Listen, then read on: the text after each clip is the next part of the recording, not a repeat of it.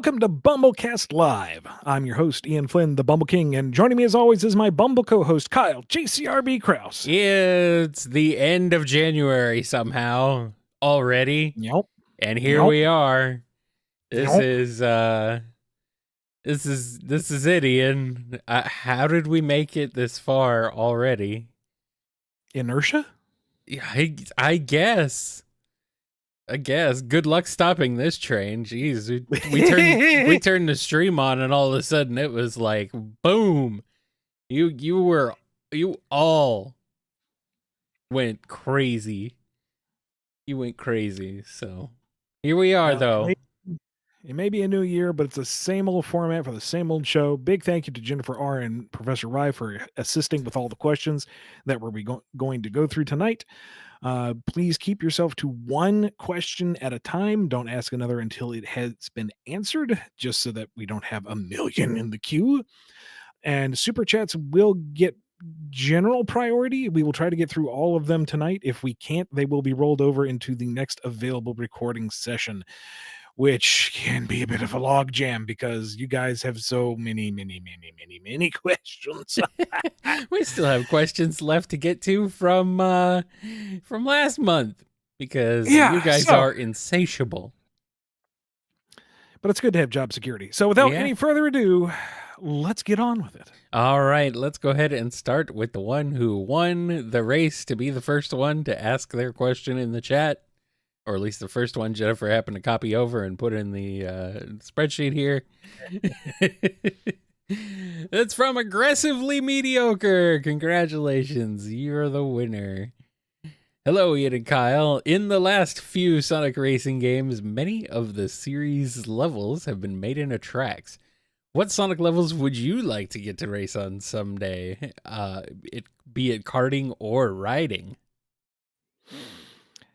To be perfectly honest, what I want, like if you gave me just the money and the authority, is Sonic R2 with a Grand Prix based on every game.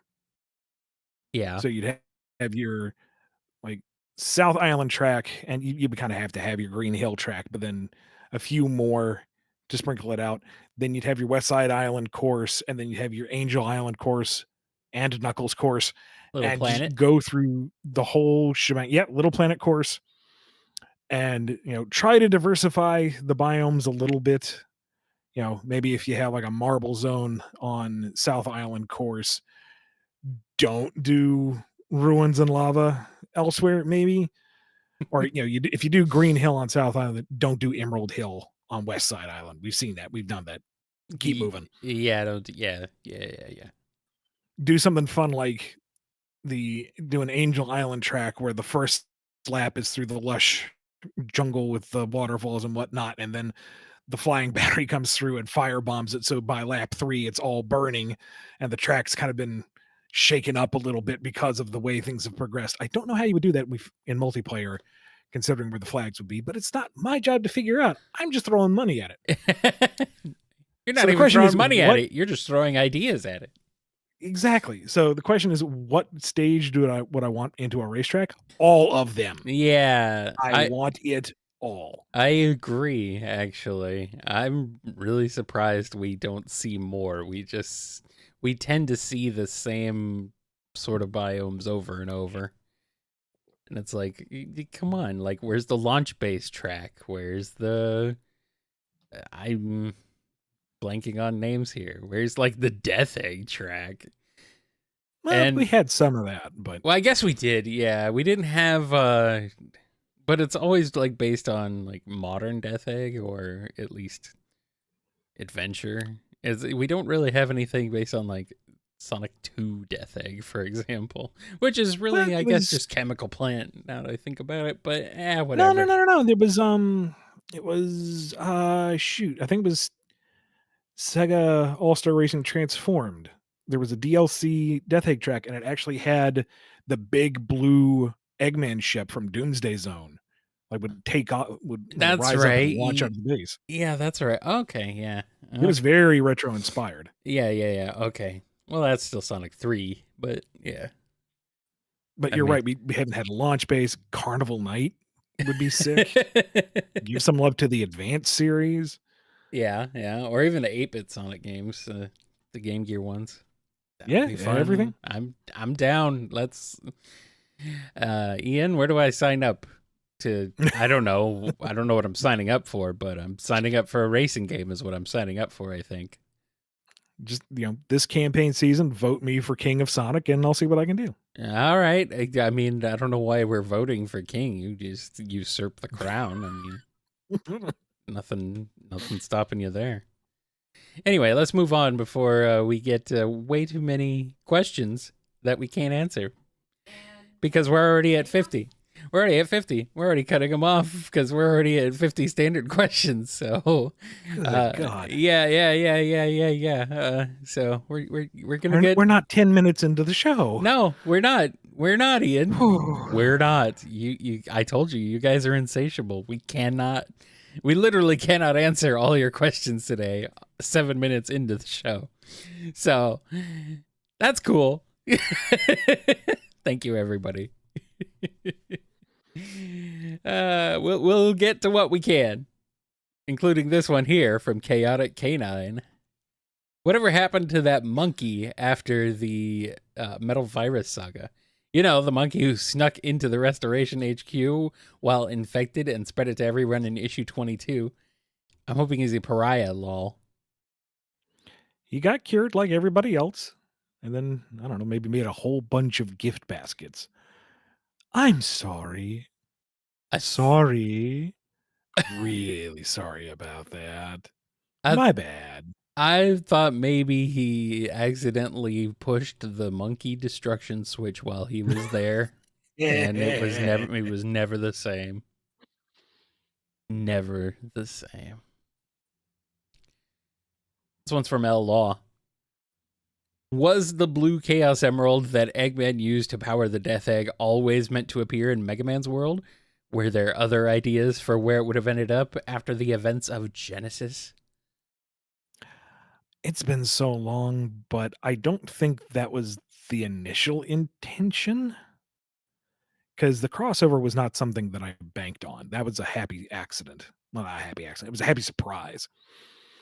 But I don't remember now if the timetable worked out that we could seed it like that, or if that was just really a fun coincidence that it was the Blue Emerald.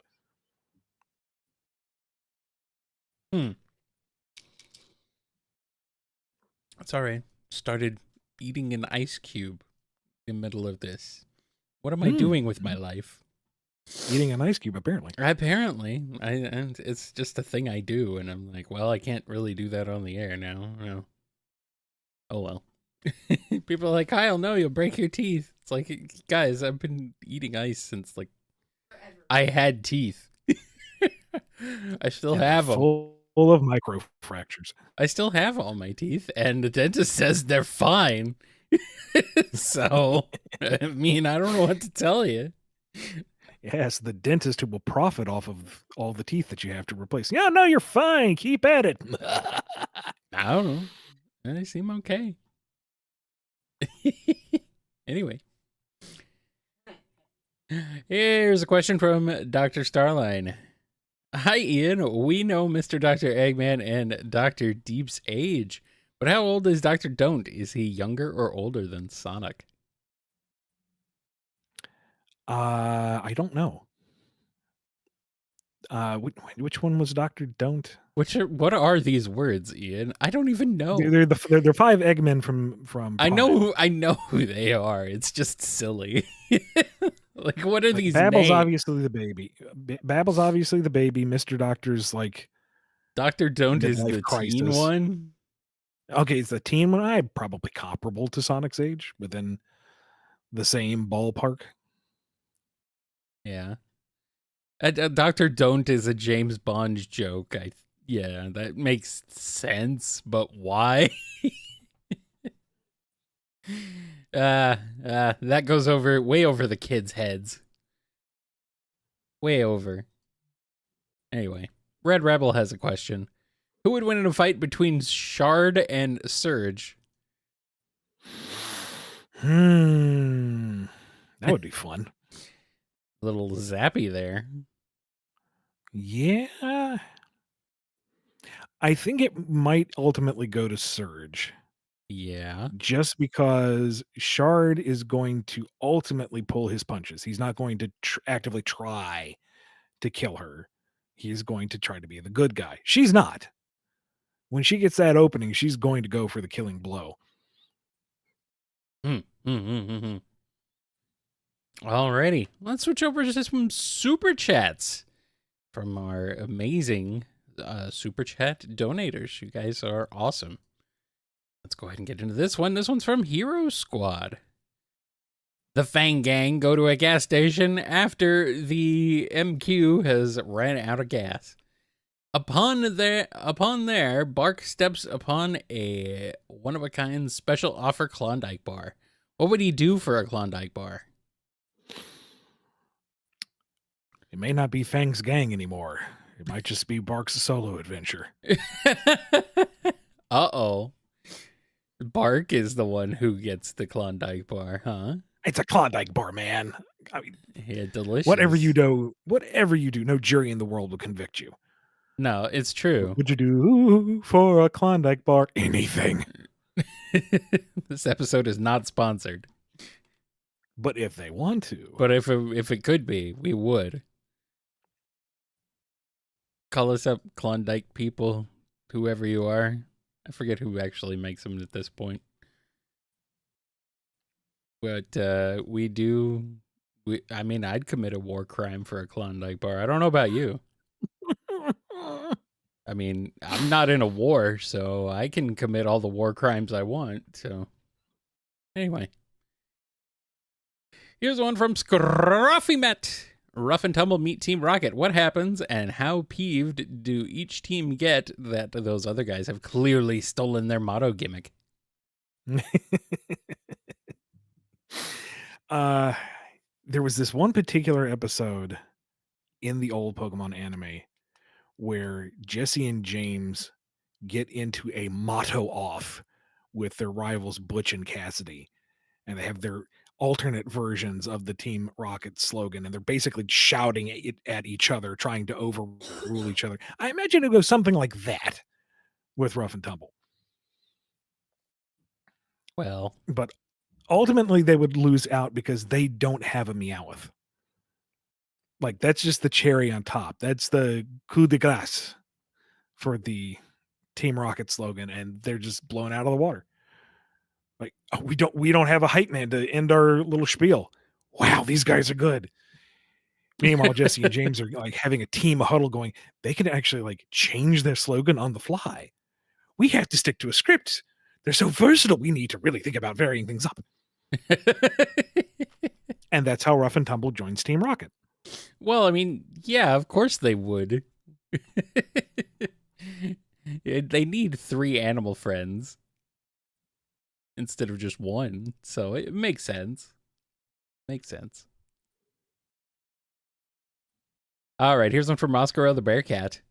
Would you consider making Chip the King Kai of the series if you could? I know he can't wake up, but he could. But maybe he could contact Sonic and Company through astral projection. Also, be hilarious to see lesser gods afraid of a winged chihuahua. I'm just imagining Chip with King Kai's voice now. That's funny. I mean, to take this question seriously, what would Chip bring to the mix? What would he add to the narrative in that role? Like, King Kai was a guiding force from beyond. He could see things and warn the cast of potential threats. He was Goku's gateway into the greater mythos with the other Kais and the afterlife and whatnot. And Chip wouldn't necessarily do any of that. Like, maybe he could see things from deep within the earth, like he's tied to the ley lines or something. But that just kind of seems like adding an extra step to the formula as it is. And there's something to be had for the cyclical Sonic goes out, finds adventure, and then reacts to it, rather than Chip going, "Hey, Sonic, there's a thing happening over there. You might want to check it out. Because once you establish that, then why isn't Chip warning them of every threat everywhere at all times? You know, Sure. I don't know. Chip, I like. You know, I thought he was one of the more endearing companions, and he fulfilled his duty, and he deserves his time to rest. Put him to sleep for a little while. Maybe not permanently, but a little No. while. He'll be back whenever Dark Gaia wakes up in like 10,000 years or whatever. Yeah. Just as long as Sonic's not alive, then Jesus. Scurry Pirate Dog has a question. Blaze seems to have really enjoyed her stay in Sonic's world so far. So, how did it go when she discovered the catnip store? She's like, this is legal on your world? You don't even need a permit. It's just out there on the street corner. I mean, Ian, she's royalty. She could decree it legal or and also just get it. No. With legal precedence, you can't just upend that. It's almost tradition. And she has a reputation to uphold in the eyes of her people. Okay. You can't just unban. What are you talking about? Okay. Sure. Come on, Ian. It's not that she's curious. It's just, it's so foreign to her. And I don't know. Is it pure? Oh, yeah. Oh It's no, the it's good stuff. Oh no! Why is Big the one? Why? Why is he the one? Why? He's asking philosophical questions to a frog, Kyle. Okay, you know what? You're right. You know what? He's on. Okay, fine. I'll grant you that. Okay, okay. Feeling dizzy. Yeah. Yeah. Okay, fine. Okay, fine. Okay, fine. Listen to his theme song and tell me that's a sober composition. I dare you. I mean, I don't know what June Setaway was up to when he was writing that song. Don't look at me. He was having a grand time. Well, I sure hope so. I sure hope so.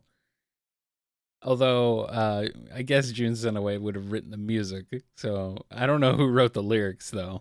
Probably Ted Poley and Tony Harnell. Thinking about it, I mean that would track. Okay, fine. Let's move on to this next one here from Twilord. Hey, Kyle, did you have a happy birthday? No, I had a very happy birthday. Excellent. Thank you for asking. Thank you. I appreciate it. Yes. For those wondering, yesterday and the day we're currently streaming this was in fact my birthday. So it was mostly uneventful, which is the way I like it. So it was a good time. Just spent part of the day with my mom and stepdad, had a nice dinner, and then came home and went to bed. I like bed. Bed is good. Everybody comment below wishing Kyle a happy belated birthday. Oh, you don't have to. It's okay. Yes, they do give you the gift of metrics. Just give me the gift of your super chats. That's a great gift right there. If you really want to give me something, give me that. Or not, whatever. It's your choice. Levi C has a question. Thank you guys in the chat, by the way. I see this chat is exploding. Thank you. Levi C has a question, switching over back to the standards for a bit. Does Sonic use the blue tornado move from Sonic Heroes in Sonic Prime? Asking just in case before I edit the Sonic Retro Wiki article for the blue tornado. I don't remember off the top of my head. Shoot. If there's a particular episode where he runs real fast and creates a blue vortex of wind, I think it's safe to assume that's the blue tornado. Sure. Go with that. It could be. Yeah. Michael B has a question. The Eggman Empire just became recognized as a legitimate government.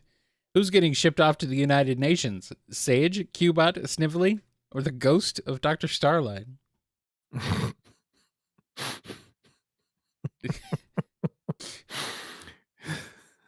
He sends one of the E100 series. I mean, why not? I would.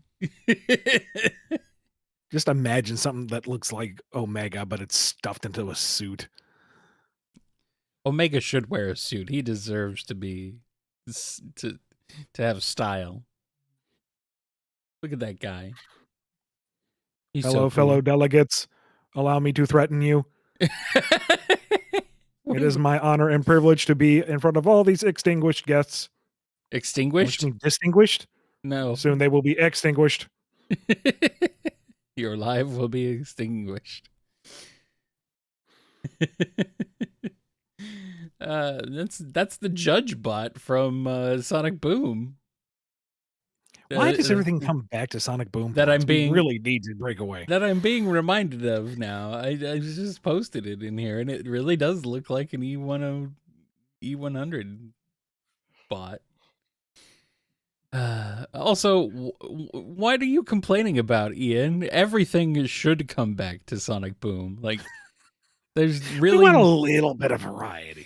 well, I mean, the problem is that Boom ended too soon. Yes, but ending it all would be the problem. You can't end too soon when you need to last forever. I see your point. Okay. Exactly. Exactly. Oh, Sonic Boom was the best thing that happened to this franchise, but only the cartoon, not the games. Let's not go with that. Banana Cat has a question. With you unable to do the Metarex saga in IDW, how would you have approached adapting it? Though, couldn't new elements be inspired by the saga, such as creating environmental extremists? I don't want to get too much into it because why dwell on what will never be? And yeah, sure, we could do space aliens and we could do environmental extremists, but at that point, we're creating something new. And it's better for it to stand on its own merits than saying, here's diet brand adaptation. Yeah. All right, Syed C has a question. How would the story of Sonic Forces play out if instead of the Avatar, we got Boom Sonic? You and Kyle can talk about gameplay changes as well if you'd like.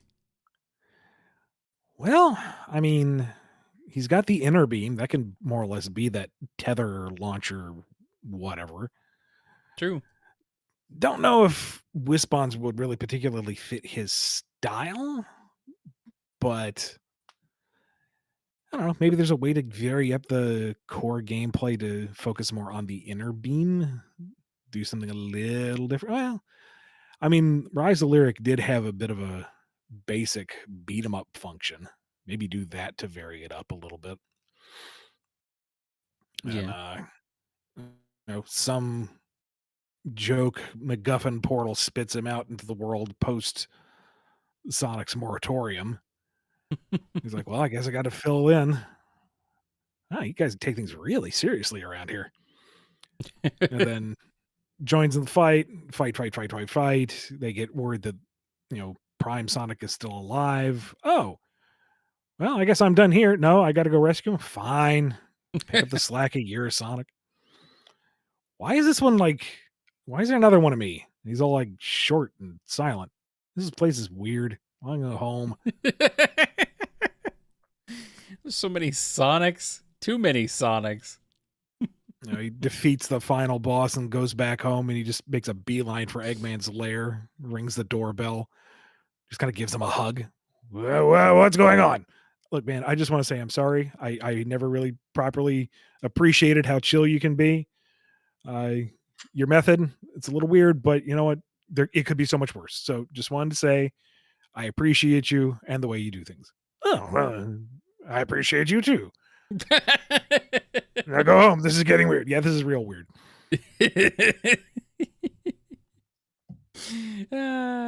Very awkward. Oh man. I want it though. Please. Please. I want this. Sadly, it will never happen. Anyway, also, Sonic should be limited to one or less. Knuckles is like, wait, I was a general? Yeah, and it went about as well as you would expect. What was my defining moment? You called it Operation Big Wave. That's such a cool name. Yeah.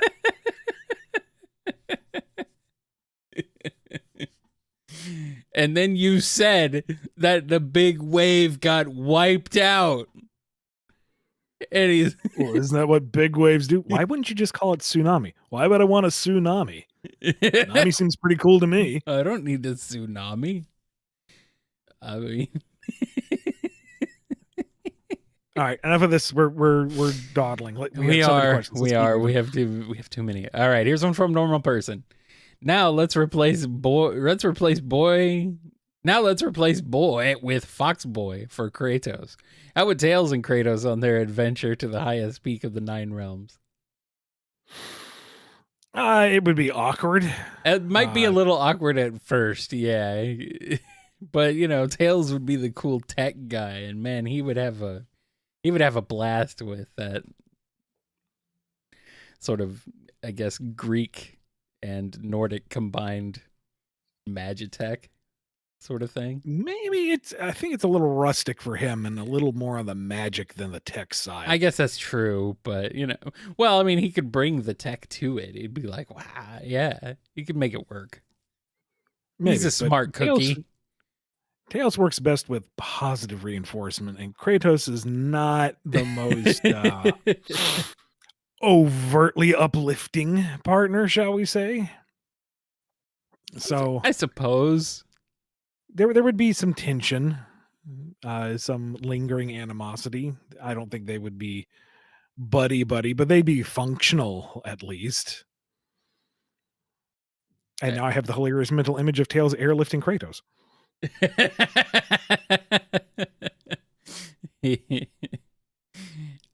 That would be sweet. That would be funny. JCR1216 has a question as we switch back to some super chats. Who would set it up, and how would Shadow and Lanolin's first date go down? Sorry, you roboted out on me. Shadow and who? Lanolin. Lanolin will have the full itinerary pre-planned. Yeah. Down to the minute. Okay. Shadow didn't want to do this to begin with, but he does at least appreciate the punctuality and the structure. Okay, and good. They just kind of go through the motions. They meet all their deadlines, which she appreciates. The small talk's not really there, but they are to each event as she planned, and the mission is complete. They were cordial. Mission? Okay. And they're like, okay, we have fulfilled the obligation. Thank you. It was a pleasure conducting the mission with you. Likewise. Okay, bye-bye. And they each individually confront Jewel and say, don't ever set us up on a blind date again. What are you thinking? And Jewel's like, I thought you'd be compatible. I was just being nice. Come on. Zero emotional connection whatsoever, huh? Nothing. Just business. So they don't need like the same type of person for each other. They have to be the opposite, right? Is that what's going on? Is that why Sonic and Shadow work so well? Because they're like polar opposites? Eventually they just become each other's excuse date to get out of dates with anybody else. I guess. Shadow, I set you up with this person. No, I'm seeing Lanolin. Lanolin, quick, we need to go on a date.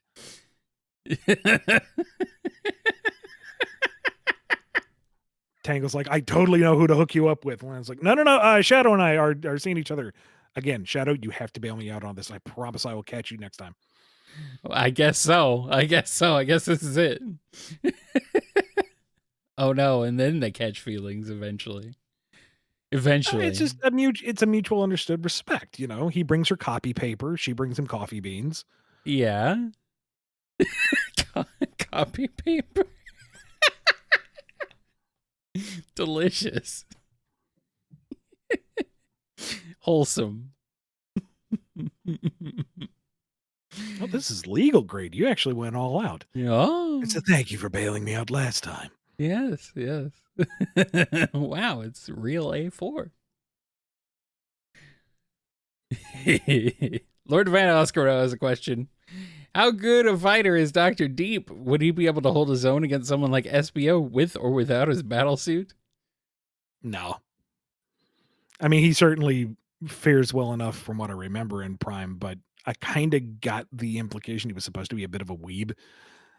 And also, bias on my part, I like SBO. SBO is just cool. He's always been one of my favorites, so I'm just going to give it to SBO because I can. Yeah. It's my show. SBO can win whenever I say so. SBO deserves it, honestly, more than some random Dr. Eggman variant. Supersonic fan has a question. What if Scourge met the Chaos Council? I think they would just stop existing. It kind of depends on the context. Like, if they recruit him to cause deviltry for Sonic, you know, support him with tech and whatnot, I could see him being on board. But if they just grab him thinking he's just another, you know, Shadowverse version of Sonic and try to start crap with him, they're in trouble. I mean, he kind of is a Shadowverse version of Sonic, to be fair. Yeah, I mean it's a multiverse thing. So yes, yeah. yes. Although I am getting a suggestion in the chat that he'd hit them like bowling pins.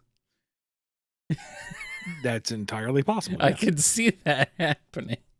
They'd all just be standing around and they'd happen to be in like a bowling pin formation, and here he comes. Mr. Doctor grabs Babel as a human shield. Scourge just laughs. You think I'm not going to punt a baby? I was going to say the baby. Out the window he goes. I was going to say the baby would be the first one he hits.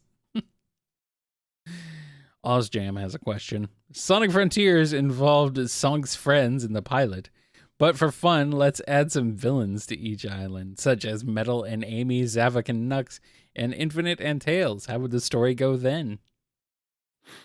Again, you roboted out on me. I missed the villain list. It is Metal and Amy, Zavok and Nux, and Infinite and Tails. So if each island had a villain version, the villain. All right, so I mean, with Metal, I imagine Sonic's kind of mocking him. Should I really let you out? Oh, wait, you weren't fast enough to get out on your own? Guess there's only one true Sonic, isn't there? Big oof. Oh, no. And Metal just kind of glaring at him. And Sonic will eventually let him out. I mean, he's not cruel. I mean, all right, here you are. And Metal immediately tries to like take his eyes out, but he's all ghosty, so he can't do anything about it. And, you know, I guess Sage would have to carry the conversation, speaking with Metal about how there's this inner turmoil in his programming. You know, what Sonic said kind of hit close to home. He couldn't escape. He isn't the one true Sonic. Nope. Well, aspire to be better than him. Supplant, do not replace. Oh, no. Zavok? Sonic would honestly be saying, do I really need to let you out? I think I'm just going to go look for the emeralds. You sit right there, buddy, and I don't know, rot. Bye. Oof. And eventually he'd come around because he can't just let someone fester like that. He's better than that. Is he, though? And he is, and he's going to hate himself in the morning, but he's got to do this. Why? Because why is his principle, he lives by his own principles. Okay. Yeah, he lives by his own principles, so he should just leave Shadow there. Or not Shadow, when I say Shadow. And Zavok.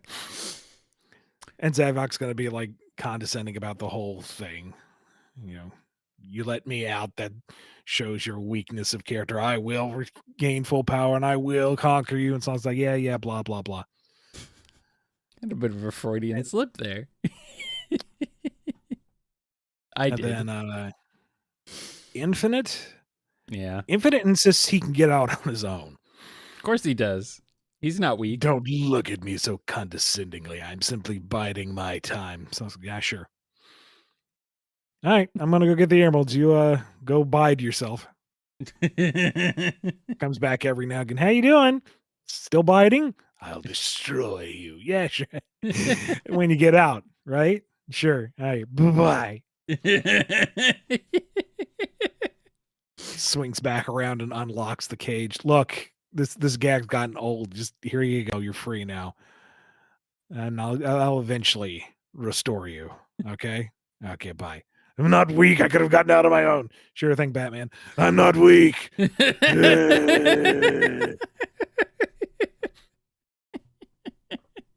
Calm down, Liam O'Brien. Calm down. Of course, I guess that begs the question that by the end of it, Sonic is fully corrupted, and the three of them are restored. I guess they wouldn't really sacrifice themselves to bring Sonic back. But No. Zavok would put it together at least. Like, they need Super Sonic to confront the end. They can't turn super. Eggman can't harness that power. Sonic, regrettably, is the one thing that will ultimately save them. So he drags Metal and Infinite back into the void, kicking and screaming just to bring Sonic back. Purely to save himself. Yeah, pretty much. Don't forget there's also that moment when the end says they are infinite. Just somewhere out in the void. No, you're not. I am. Shut up, Batman. Not Batman. No, he's not Batman. He doesn't have enough money. Batman's effective. I'm not weak.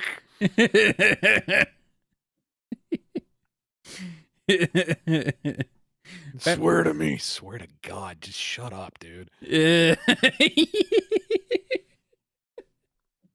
Oh, Infinite.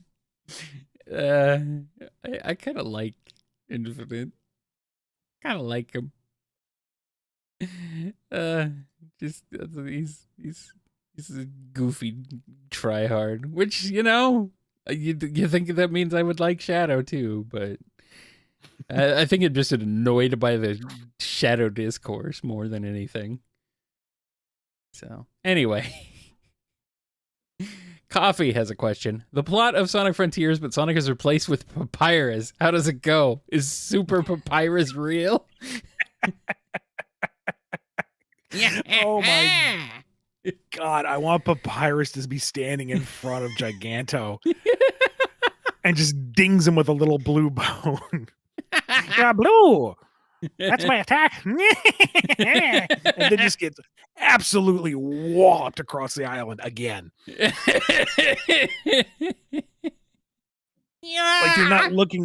you're not looking for pickups or rings or data files or anything. It's just Papyrus's head rolling around the island, recollecting the bones to reassemble himself to fight again.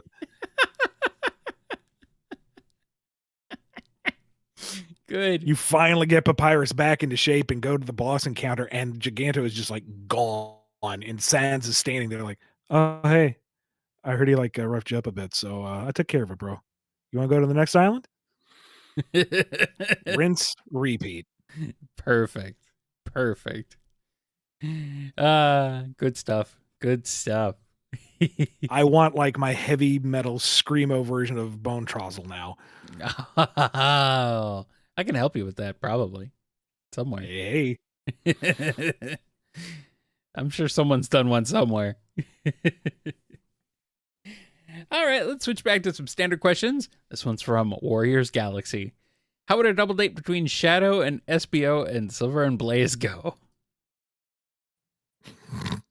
Who's dating who? Shadow and well, it says Shadow and SBO and Silver and Blaze. So Shadow / SBO and Silver and Blaze. So the two, those two together. I don't know why Shadow Silver and SBO, but whatever. Shadow's just gonna date everybody apparently. I mean, Silver and Blaze are going to be a little awkward. They're just trying to be the solid couple. You know, be polite, try to drive the conversation. They get along just fine. How are you guys doing? Huh? Good. And it's not going well between Shadow and SBO. I mean, Silver's a little upset that SBO rebounded from him to Shadow. He could do so much better, but It's true. It's true. SBO's kind of ticked off because he knows Shadow's seeing Lanolin behind his back. He caught him with a stack of copy paper. He knows exactly what's going on. Oh no! It's all for a Xerox machine. Oh, He's a detective. He can put the dots together. Oh no!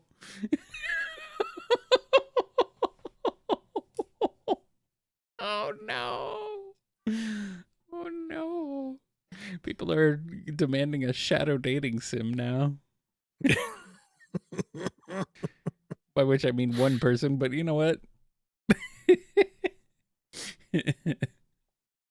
That would be pretty funny. That would be pretty funny. All right, Orange Blues has a question. Is Fix-It a Gizoid? He was intended to be part of that line, yeah. Yeah. I'm trying to remember who Fix-It is. He was the little robot buddy companion to Relic, the Pika. Oh, that's right. Okay. I knew Fix-It. I had to, and I'm thinking about it. I'm like, yeah, I guess he was kind of designed like a Gizoid, but I'm like, where was he from? And then you reminded me, God, Archie Sonic, how could you leave my mind so easily? But, well. All right, Ethan T has a question. Which cyber energy techniques from Frontiers could you use Sonic being able to replicate with wind alone? Sonic did have projectile attacks in battle thanks to wind. Yeah. I don't know. Kind of gets into the realm of where do you divide gameplay from narrative? Mm-hmm. How much do you rationalize and how much do you just say it looks cool and it's part of the game flow, just let it be. So I guess if you with the right animation behind it, just about anything could work. I don't know if like throwing out his hands and projecting crosses of wind makes any sense. That's a little wind airbendery to me. But Let Sonic bend a little air as a treat. Come on. if you, I don't know, if you turned it into some kind of like flippy kick, he's like, and shoots off a double wind kick. Sure, why not? You know what? You just let him do it. Let him do it. I would love to see Sonic keep some of the moves he had, at least some of the moves from Frontiers. I mean, they had a pretty solid combat system going on there. Why throw it out? Yeah. Oh, well. Uncle Beanus has a question. How hard did Starline struggle to hide his native southern drawl? Did people make fun of him when a stray y'all slipped out? Oh, no. I have no idea what you're talking about. And frankly, I don't cotton to the way you're speaking. I don't appreciate the implication that I come from the deep south. Ahem. Something in my throat there. Never mind. No, it was not corn pone. No idea what you're talking about. A boot. I mean, A boot? Wait, hold on. Where'd look, that the dude come took from? a really big rock to the head. He's going to be a little scrambled. Oh man. A little too much Ian Flynn's coming out there, I'll tell you what. A little too much of that. A little too much of them good old North Carolina boy, you know what I mean? Now I'm sorely tempted to like do a redub of the comic, just in the thickest southernest drawl I can do. That Starline ain't right.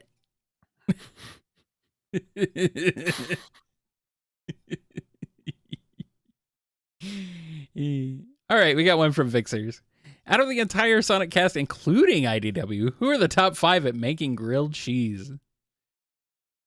Well, we know Sally's in the bottom 5, so we can automatically rule her out. I think Vector would make a decent grilled cheese. I mean, it's a budget meal and they have a small child living in the office. You have to know how to make a good grilled cheese. Yeah. Tails built a machine to make one for him. Yeah, he's got that thing down to a science, quite literally. Yeah. Amy makes like a good, like nice quality grilled cheese sandwich. The kind where you would actually spend $10 on it and not feel bad. You're like, oh wow, this is how it's actually supposed to be. Yeah. I just like grab some Wonder Bread and a slice of Kraft. You actually have like real bread and cheese. Hey, dang. And obviously Shadow because he's the ultimate life form. I mean, yeah, so he makes the ultimate grilled cheese. Yeah. It's the ultimate food. Was that 5? Was it? I don't know. Whatever. Amy, Shadow, Vector, Tails. I don't want to say Lanolin. I feel like she could make a perfectly functional one. Like she can follow the directions, but there's no there's no passion in it. With that much fluff and hair flying around with gooey cheese, that's just asking for disaster. And that she's too. more like she's more of a salad gal.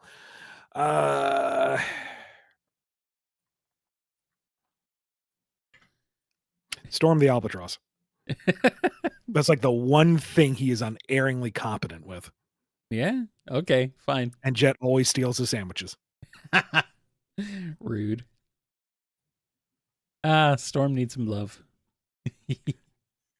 I'm glad you like it, boss, but that one was from me. I'll make another one. Aww. Zach D has a question as we switch back to some more super chats. It's karaoke night at Restoration HQ, and the winner gets 1,000 pieces of paper with Vector giving a thumbs up on it. My question to Mr. Flynn: what are the songs everyone sings? Whatever would be the funniest for each and every one of them.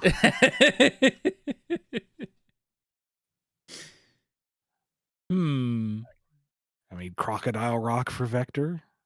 Oh, everybody Kung Fu Fighting for Espio. Oh, jeez.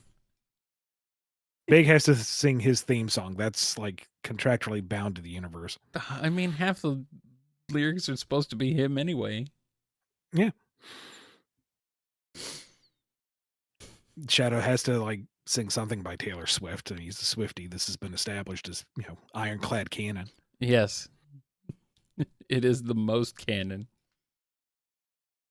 of all canons. So canon. Blaze does not sing in public. No, you can't make her. Uh-huh.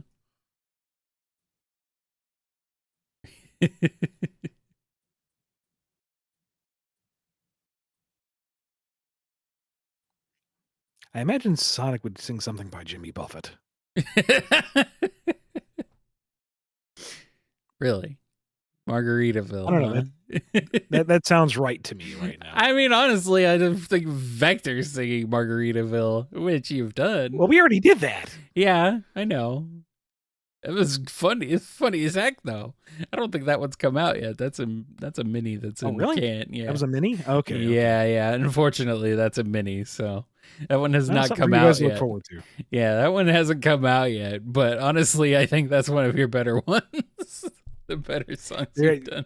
Quick side note: that there has been some discussion over just like putting together an album of my terrible character and shower singing on this show. Put it up as like a pay what you want type of thing. If you guys are interested in that, let us know. Yeah. Tweet to us, skeet to us. What do you call Tumblr post? Tumble at us, whatever. Let us know if you actually want us to put that together. Tumble at us. Yes. I mean, considering the amount of time and effort I put into that one Ruby song, I feel like we're obligated to try to do something with it. That one hasn't come out yet either. Yeah. Yes.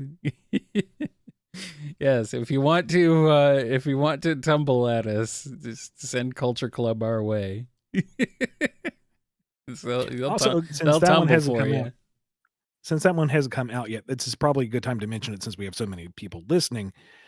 Because the song requests are becoming more common and they do take a lot more of our time, we are going to have to request going forward that they aren't just like standard priority Q&A. They will need to be like special incentive tier Yeah. things They're gonna have to be because premium.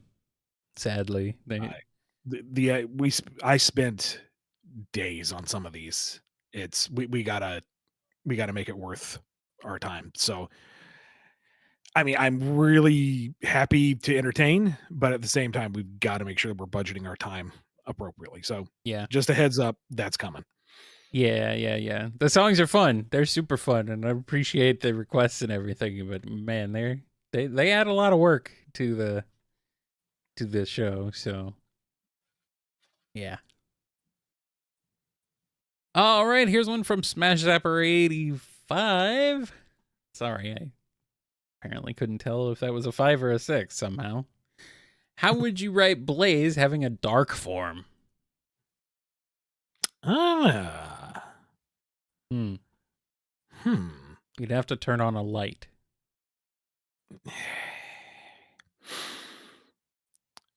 I mean, given how much stress she has endured over the years, and we do know that she has a bit of a temper, Mm-hmm. righteous indignation to be sure, but it is still a bit of a temper. The fury And of 1,000 suns. and she is very justice driven. And now that she has friends, she has something that can be taken away. Yeah. So if you push the right buttons, I could see a dark blaze easily enough. You'd have to work towards it. And it It, would be not so much a triumph as a low point for her to lose control and objectivity to give in to that kind of dark power. But, reaching a low point is a place where a character can rebuild from. So it's potential. It could maybe work. eh. What Yo, I'm could saying. even maybe use like that prototype art of Yeah. her. That was just like the silhouette with the eyes. Mm-hmm. That could be sick. What I'm seeing here is a suggestion that it's Iblis mode. Because apparently Maybe. Iblis is inside her. Freaky. Yeah. Yeah. Crazy. I don't know if we'll ever like mine that deep lore, but I mean, come on, Ian. If there's anyone who can mine the deep lore, I think it's you. is it worth mining that deep lore? I Yes. have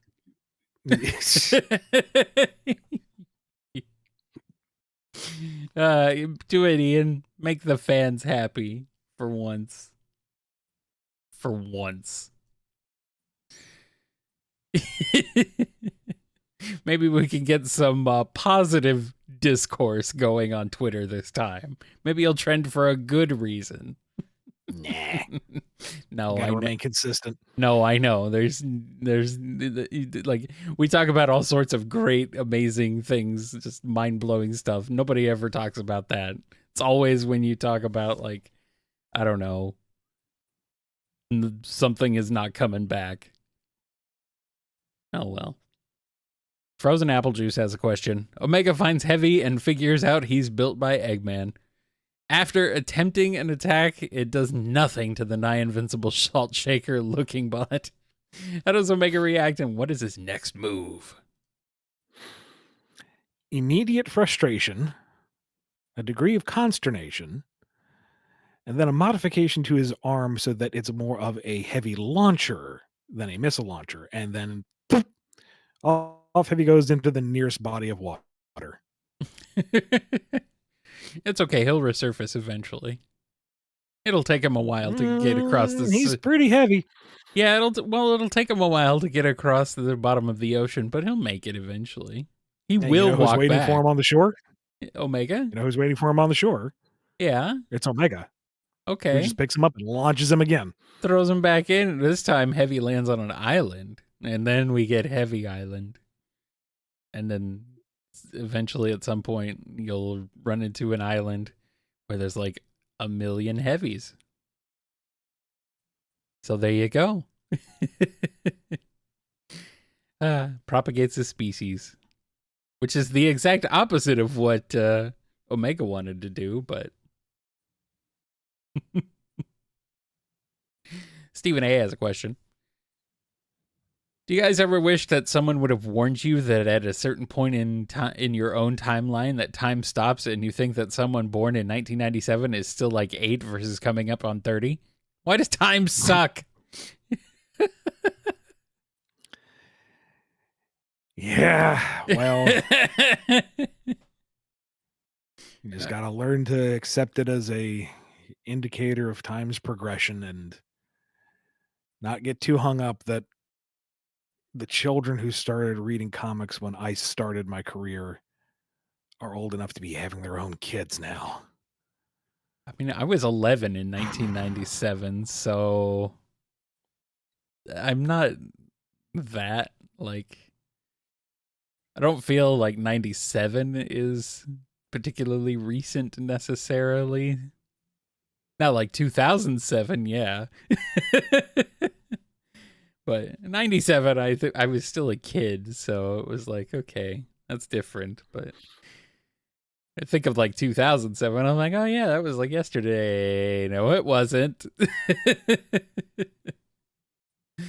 Oh, oh.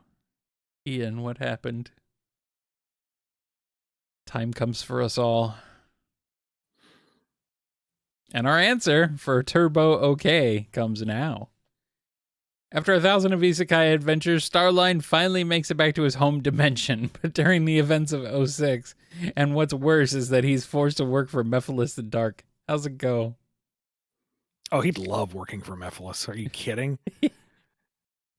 Their theatrics, their complete indiscretion for the lives and happiness of others. No, he would be 100% on board and would see this as an opportunity to rectify past and future mistakes because time travel. Yep. And he would, it would be great at first. And then he's sitting there, wait.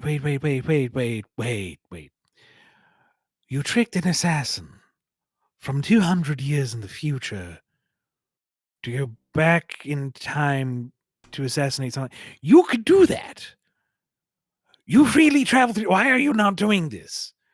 The direct route. Mephiles, baby, a pumpkin pie. Just stab the hedgehog. And then Mephiles just gets tired of the back sass and, drops Starline through a portal. And Starline sees that boulder and it's real familiar. Oh no. Oh no. Can't calling him pumpkin pie though. Is that a southern thing? Probably. Yes. Starfleeze is real. Qatar Station has a question as we go back to some standards for a bit. Mephiles, Infinite, Black Doom, Scourge, and Fiona Fox are sent to hell. Yeah, we know. Charlie Morningstar has the task to redeem their souls on her hotel. What types of shenanigans rise on the Has-Been Hotel? Yeah, I'm not seeing that yet. I have not either. So I don't know how they try to redeem or rehabilitate. Yeah, I don't know. I couldn't tell you. Like I know, I passingly know the core premise. I don't know how Charlie goes about doing what she do. But you rattled through that list pretty fast. She Who was sings, it again? apparently. Yes. Disney princesses them. Gotcha. Okay. Apparently. The list is Mephiles, Infinite, Black Doom, Scourge. Whoa. What? So first, Mephiles. Oh, it was a joke. The singing was a joke. Oh, the singing was a joke. Darn. There goes my answer. Yep. Sorry, don't know. Infinite? Now, if we've removed musical theater from the equation, I don't know what to do. Oh, okay. Oh, man. Ian, you hack fraud. You haven't watched everything ever? How dare you? Fun Floof the Cartoon has a question. IDW63 shows Blaze's first time visiting Spagonia. That's not where I was expecting that question to go. TSR already had her race in Rooftop Run with both canon.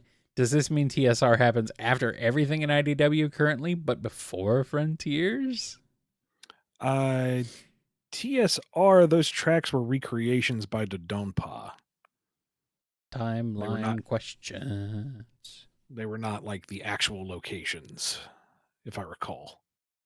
Something like that, sure. Here's one from James L.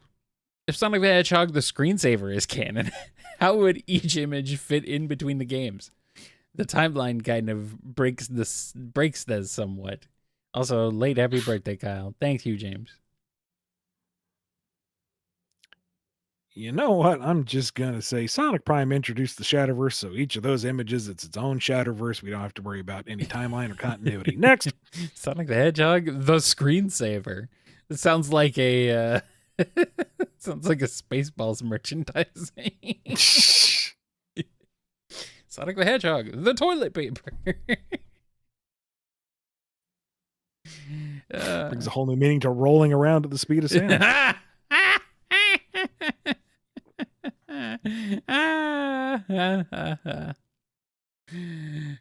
Oric the Cat has a question. In the Final Horizon update, when the End/Supreme launched that big sphere of death toward Supersonic 2/Starfall Supersonic, how exactly in detail did he lose the powered up super state?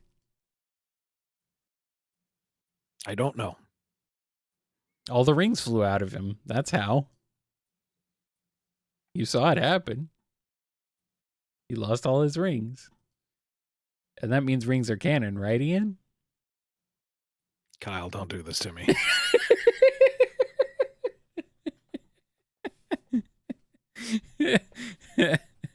Well, you're wrong, Ian. I know rings are canon. You know how I know? Because I said so. Because I know what Sega actually wants, and you're a liar. Well, that's because you're the head of Sega, so. Yeah. Cut the head off, though. Secret puppet master to all things. I probably should cut the head off.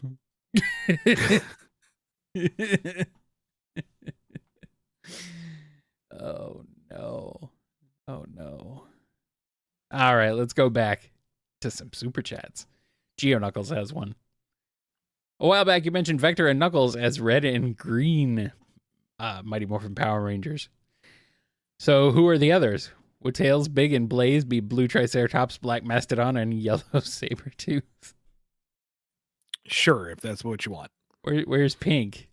No one's Pink. I guess Amy has to be. By default? I don't know. That seems kind of... Pico Pico bow and arrow? Shoots hammers instead of arrows? All right. Sure. All right. Well, Vixer's got in here twice. Oh, they sent a free question and then a super chat. Sneaky. What is Silver's hygiene routine? Does he know how to use a shower? I imagine he just kind of concentrates his psychokinetic energy just under the edges of his skin and then just pushes all the gross stuff away in one big cloud. He is his own super exfoliant.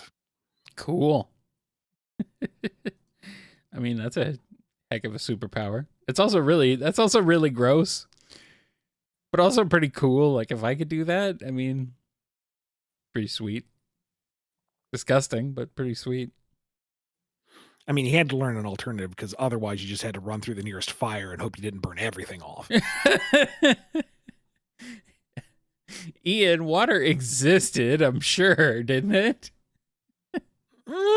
Like, I mean, how does a creature like Silver survive long term without water? There has to be something somewhere. How does he survive? Miserably. Yeah, apparently. You think the showers are bad? The drinks are awful. Apparently, there is no drinks. The drinks are. Tastes like burning.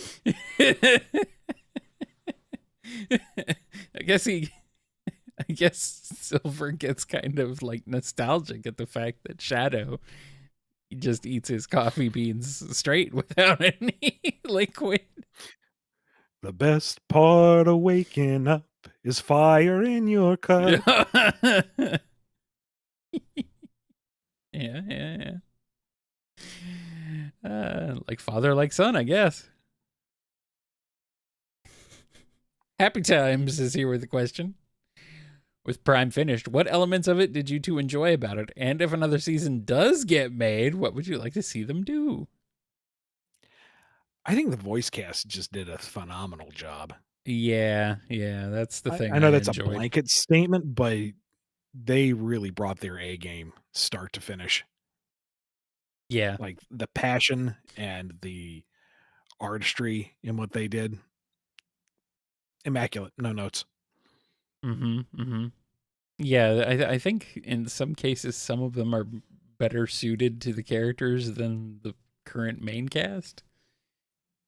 Yeah, it just kind of depends, really. But I could see them like if they're gonna recast anybody, I think they've got a pretty solid one there. So might as well go for it. Tristan has a question. What if Gunn never invaded the Ark? How different would Shadow and Eggman be? How does history change, like the Black Arms, '06, the end, etc.? And would Eggman be good? Or was Ivo always a bad egg? There's a lot of variables because that's 50 years of what if, you know? Like, if we didn't have Gunn invading, I guess Gerald would have eventually found the panacea within Shadow, and Maria would have been cured, Mm-hmm. and her benevolence and own Robotnik style genius would have been given to the world, and it would just be a generally better place. And maybe Shadow would be a little more adjusted. And I imagine Eggman's still a jerk. He's always been self-serving to some degree or another, but maybe not like world conquering levels. Maybe just like that bad manager at Starbucks, and the Black Arms show up, and the world's ready for him. They don't even get past like the front step. It's like, we have come to, oh God. That's it. Yeah, apparently. Well, there you go. Perfect. Cameron D has a question. Hi, Ian. You mentioned that Mephiles and Iblis could be written as a family thing. If you had to write an '06 tie-in revolving around Mephiles, would you write it like this? And how would the two interact and communicate? Don't remember if I meant that more comically than literally, but here we are. Sarcasm goes over the head sometimes, Ian. Well, I don't even know if I was being sarcastic. Maybe I Well, was being legit. I don't know. What do you want from me? Consistency? But like there is at least that component that they were one entity at first and they were split. So, there is I don't know if familial is the best term, but there is a intrinsic desire to be whole again, to find your other half and to be complete. But Iblis doesn't really seem to have a ton of personality. He seems to be mostly a force of nature, maybe a degree of gleeful malevolence, but not like Mephiles is. Mephiles is like full Broadway musical ham, and God, I love him for it. So I think it would be more of an investigation on Mephilis's part and, that desire to fill in what's missing. That hollowness that he feels because that power and that part of him has been stripped away, which I think would give him something a little more deep beyond "Mwahahaha," which is fun. Don't get me wrong. But it might give him a little extra edge of character if he were to ever be, like, consistently around. All right, here's one from Hearts 13. One of the hypothetical parallel realities of Archie Sonic with characters from IDW's Sonic. What would the pre-boot variants of Tangle, Whisper, Jewel, and Lanolin's personalities and histories be like, and will they survive the Super Genesis wave? Oh, jeez. Uh, hmm.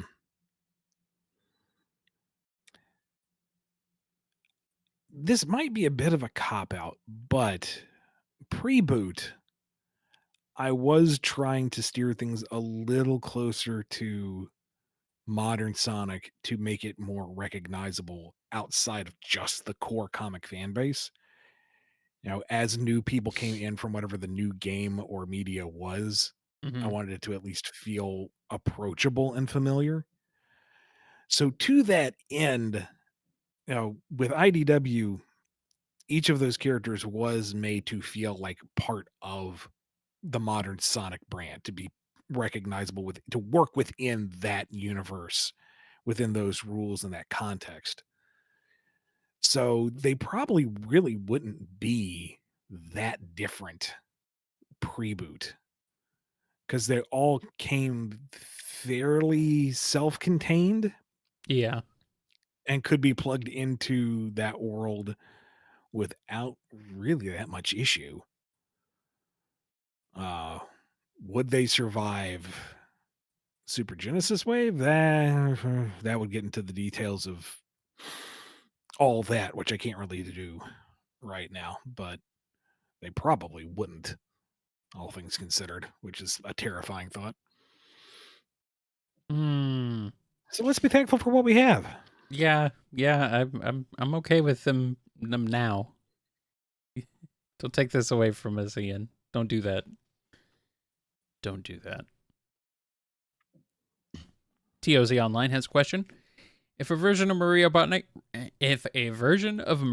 Robotnik was resurrected during the events of Sonic Prime in the Shadowverse, would Shadow do everything in his power to rescue her? Would his attitude change? I don't know, but that would be an interesting investigation. Shadow seemed to be pretty dead set on the mentality that the Shadowverses were uh, subpar. No, that's not the right word. Uh, Irrelevant, inconsequential. That they weren't the prime verse. That they were just shallow shades. But that's coming from his point of view, where he doesn't really care about the rest of the cast. If confronted with Maria, or a Shadow Maria, as it were, I don't know. You could approach it from a couple directions. Like you could have him have to confront that worldview of his and maybe go, life is precious no matter where it's from. Or Shadow really, Maria. really double down on the grim side of him and, have him say, no, you're not real. I don't believe in you. And you're a mistake I'm going to correct, which would be a heck of a gut punch. Jeez. Ouch. I don't know. Ouch. You could approach it a few ways. She's not my Maria. My Marie. Maybe Z. a combo of the two where he, doubles down on that mentality, but Sonic convinces him that's not his Maria, but she's still someone's Maria. You really gonna do that to somebody else? Shadow, my boy. Uh-huh. Comes around. I don't know. Depends on how sympathetic he could be played. I'm having a laugh because in the chat,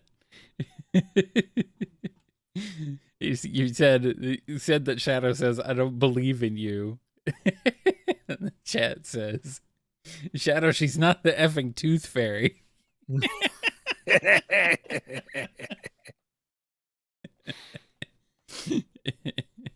It's a good one. Zequa Mendoza has a question. Since everything is possible in the Sonic verse, do you agree that absolutely all the concepts and philosophies that are known exist? Sure, if that makes you happy. No. No. Which ones don't exist? I don't know. The ones you disagree with. The ones I don't like. Yeah. That's pretty much it. It's a fictional universe.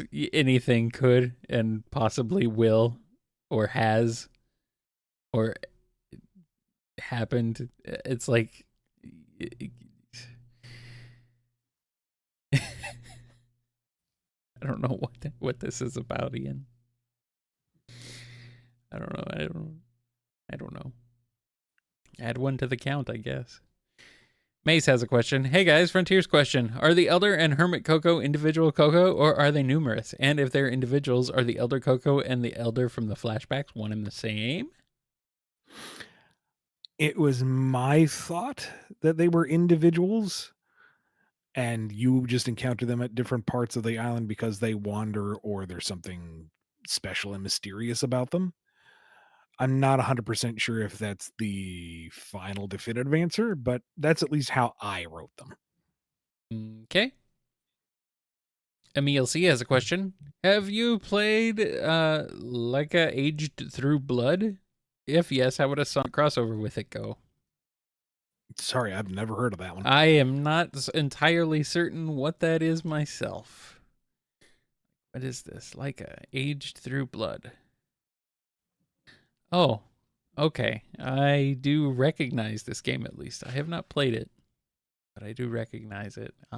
But I don't know enough about it to say anything otherwise. But it's a game where you play as a fox riding a motorcycle.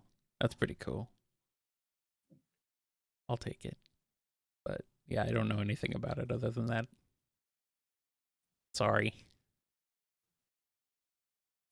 Chaos Sonic 1 has a question. Fan idea. Well, I guess we can't do this one, Ian. Yep. Sorry. You literally said fan idea in front of it. I mean, I appreciate the heads up, but I think we can't go any further than that then if that's what you said.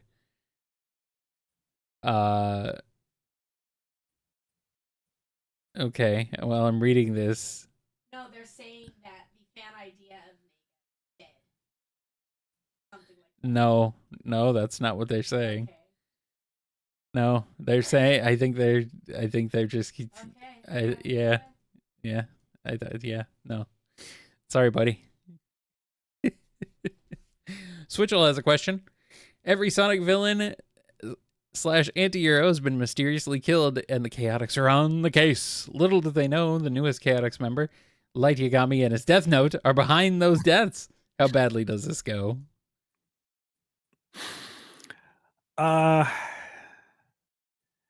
You know what? Vector's going to figure it out.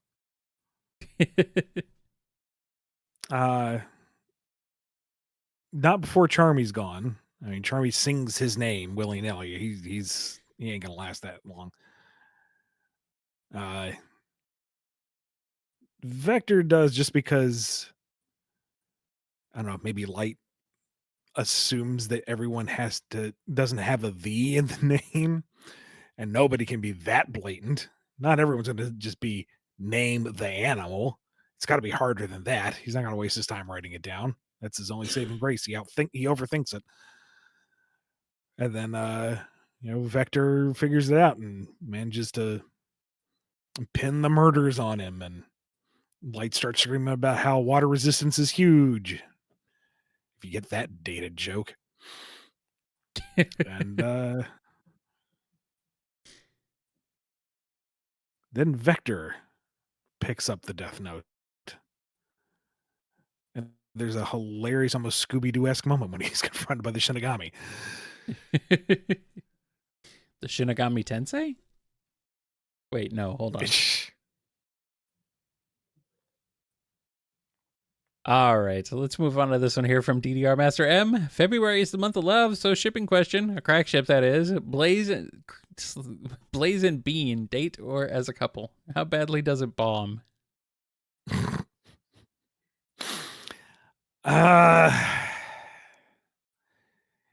They say opposites attract, but you're really pushing the envelope on that one. I don't, like, not that kind of opposite.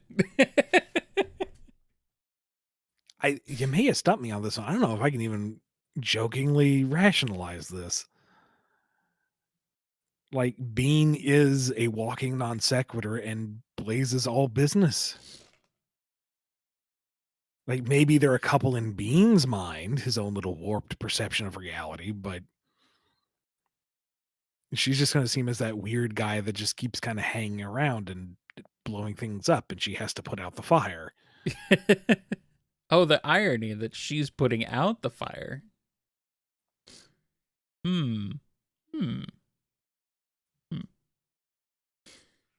Shoxy the Pinecone asks, if Sonic or Shadow wrote a book, what would it be? I don't know if Sonic has the patience to write a book. I was going to say it would be maybe about the child's book, maybe? With like maybe a motivational pamphlet? A few words on each page at most. And then he commissions Tails to actually do all the art. And Amy to do all the actual editing and hire to do distribution. Yeah, I don't know if he'd actually like write a book. Shadow would write this incredibly long-winded, poignant memoir that uses some dated expressions and words, but you know, he's not wrong. Bring a whole new insight into reality. It's a bestseller. Good luck getting him to sign anything, though. Suggestion I'm seeing is an audio book. I mean, Sonic does love to hear himself talk. Possibly. Yeah. Yeah. He does. He really does. All right, let's move on to this one here from Ken's Familiar 11. Question about Claus McGee. When Claus has a homina moment and something rings a bell, how much is each of his 9 lives aware of one another? Do the other 8 remember being Gramps McGee? Number 1, thank you. Somebody actually read Claus McGee. That makes me happy. If you don't know what they're talking about, The 9 Lives of Claus McGee is an original series by me. Art by the incredibly talented Jonathan Griffiths and colors by Reggie Graham. The first 2 issues are available as digital downloads over on bumbleking.com. Go give it a look. Check it out, yes. As for the relationship between like old Claus and the other ones is something that will be explored as the story goes on. And that distinct visual cue as the jangle bell jingle jangles and we swap between lives is something that's being set up for the long term. So I cannot answer your question because that's like hardcore long-term spoilers, but you have picked up on what is being placed down. You have seen the breadcrumbs, and hopefully in time there will be a trail to follow. Yes. All right. Here's a question from Fox Guy. If they allowed you to write Arkham-style death screens, would you?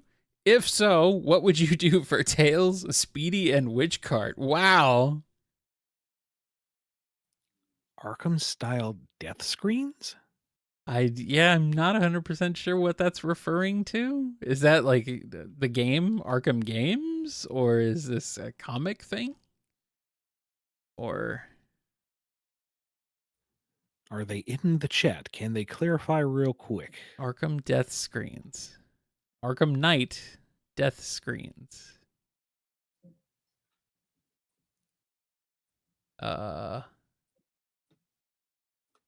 Game over death screens. I guess. Oh, when you die and the characters mock you. Oh, okay. Okay. Yeah. Yeah. Oh, wow. It's been so long. I completely forgot about that. Not that I really experienced it a whole lot. Of course not. Okay. You, Ian Flynn. Arkham Desk. Gotcha. Okay. I'm okay. Who were the characters? Tails, Speedy, and Witch Cart. Assuming Sonic dies? I guess. Yeah. Yeah. Well, Tails is going to be, apoplectic. Sonic, get up. Please get up. Oh my gosh. Panic. Sorrow. Distress. I need scissors 61. Speedy, kind of indifferent, maybe a bit mocking. I heard of this legendary blue hedgehog. Well, let's see what all the hype's about.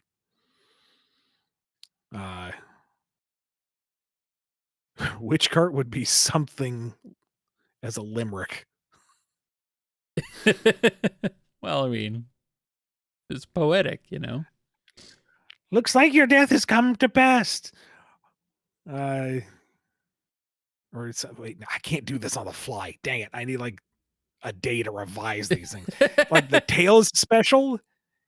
That was one of the hardest things in that one, was to get them to work. And ultimately I kind of gave up, and that's why she stops rhyming properly by the end of it, because I can't do it anymore.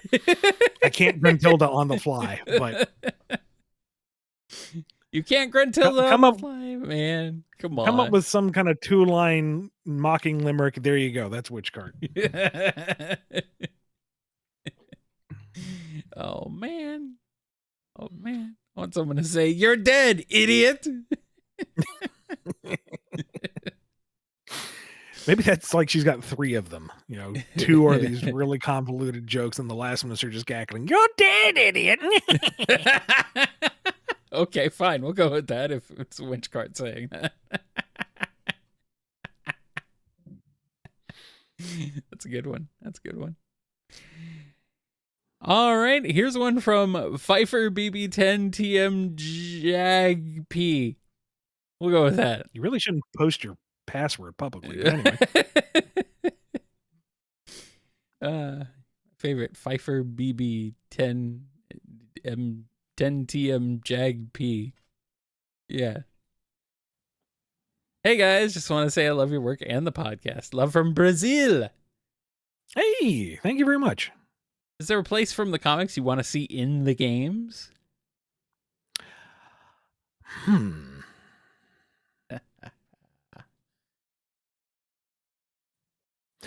If we could do a Sonic Unleashed styled run through of Spiral Hill, that'd be neat. That would be cool. I mean, it's just approach from the field, go up one way, kind of scoot through town, and go down the other way and exit. That'd be kind of fun. Skrapnik Island. Yeah. That I'd actually like to explore, though. Yeah. Not like run through Sonic style. Like I want that to be more like an RPG location where you can actually look at stuff. I figured it'd be like one of the interstitial maps that you can kind of run through and just look around in like Unleashed style. And like if we did Restoration HQ, that's when you just need a Sonic MMO type of thing. Mm-hmm. Like that's your hub base world.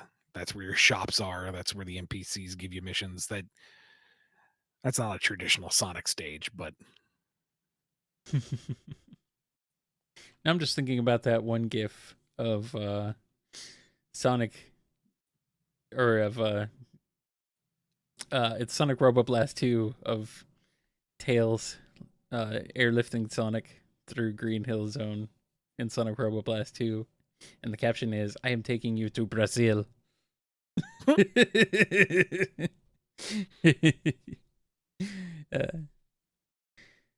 right, here's one from Ellie. So now that Dream Team exists, does that mean mobile games are canon again, or is it only Dream Team that's canon?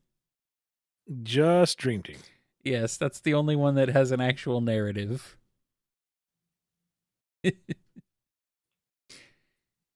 one from Testing. Reasoning you use Prime not mattering can be used for minigames, especially the storybook games. Why do those games matter then? The shatter spaces still exist. Sonic and Shadow still have memories. By that logic, why does any game matter? Why does Sonic matter? If you enjoyed it, then good. That validates it. And if you didn't, then so it goes. Why do we matter? Why does this show matter, Ian? I mean, by that extension, Unleashed arguably doesn't matter because it's never referenced afterwards. It's don't get hung up on what matters. Just enjoy what's there. Sonic doesn't matter. There's literally a song about it in the games. Here's one from Load. What is Serge and Amy's dynamic exactly? Because I haven't seen anything interpreting them about them out. Because I haven't seen anything interpretation about them outside of character ships. I've only seen one interpretation, and it's about them being sisters, and I don't like that either. It's kind of to be determined at this point. Because they really haven't had a ton of time to interact. And Serge is currently putting on the act of looking to reform and restart her life. And Amy is a, positive, uplifting, helpful individual. So she would be supportive of that. But Amy is also aware that Serge, tried to freaking murder Sonic twice over. She ain't dumb. She is a little on guard. And Serge, who is totally plotting to betray everybody, is kind of being shown that there is this option to, not murder everybody. And that's okay. So how that plays out, we'll just have to wait and see what Evan does with it. There you go. Sonic Mania 2099 is here with a question. With the Fang the Fang the Hunter miniseries happening this year, will the hooligans appear in the modern era? They were name dropped in issue 3. Why have that, but they don't appear? The name drop in issue 3 was kind of testing the waters for stuff. And it's more of an open-ended reference, let's say. At this point, yes. There's no plans that I know of for modern hooligans that I can think of. Unfortunately, I should probably stop speculating before I get in trouble. Yeah, don't, Ian. Don't do that. Don't do that. I mean, I would like to see it. It's the recurring issue, and I'm talking like broad philosophically from my own seat here, of modernizing the classic cast because the modern cast is so big. Mm-hmm. Like, sure, I would love to see modernized Mighty and Ray and Trip and Fang and Bean and Bark and blah blah blah blah blah, but we already have like 20 or 30 modern characters that are semi-active to various degrees. Like, do we really need them right now? Want them, yes, indubitably. Need? Debatable.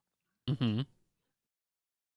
Ultimately, it's not up to me, though, so, I'll be happy with whatever I'm given. I mean, I kind of prefer the Archie approach of just taking it all and mixing it all up in a blender and throwing in random other things, and there you go.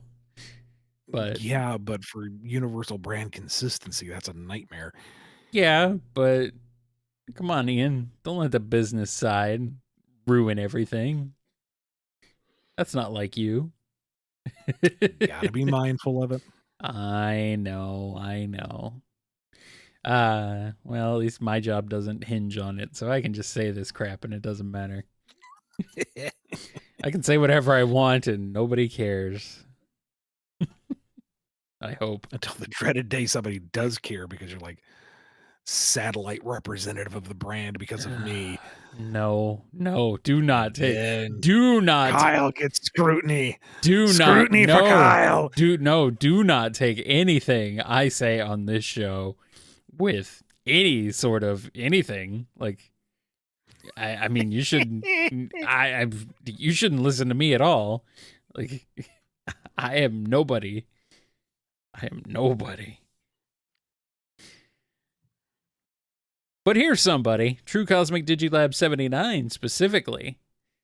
Will we get to make new gear for Sonic and the Gang in a new RPG games like in Tales series? That'd be neat, but that would have to be an actual thing. Well, call up Bamco, maybe? Maybe not. I don't know. Here's one from RCB Maverick Hunter Polarity.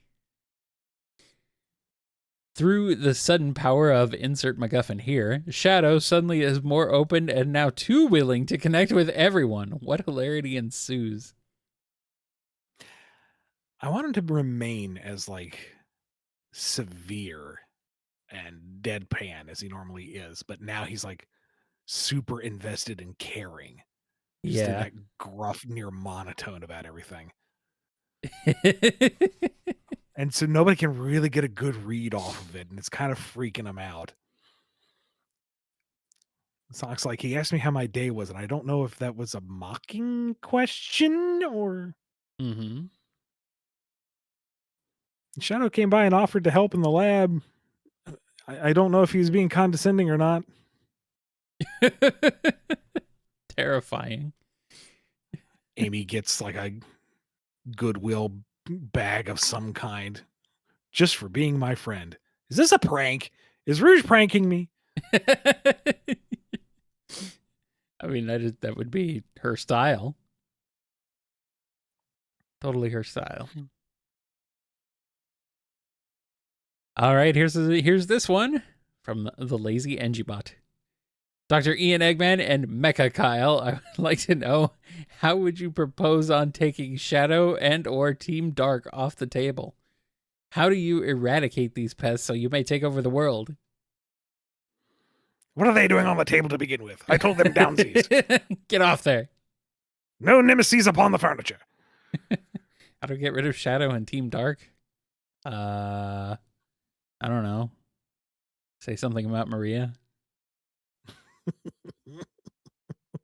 Why did you say that name?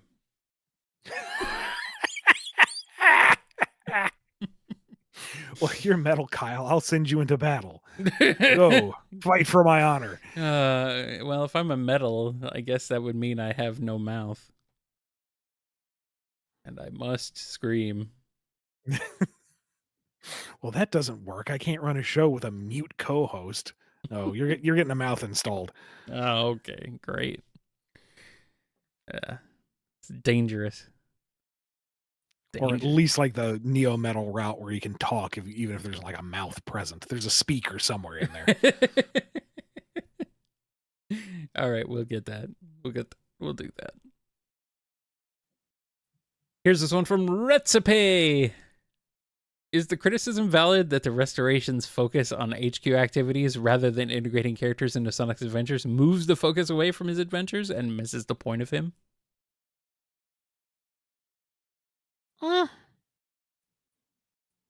Maybe. I will say that I wasn't intending for us to spend so much time at Restoration HQ. It was kind of meant to be an excuse for where, the restoration efforts come from, and then we just move on to the rest of the world, and we just kept finding reasons to come back to it. It became important. So I don't know. Hopefully we'll be able to see more time away from it.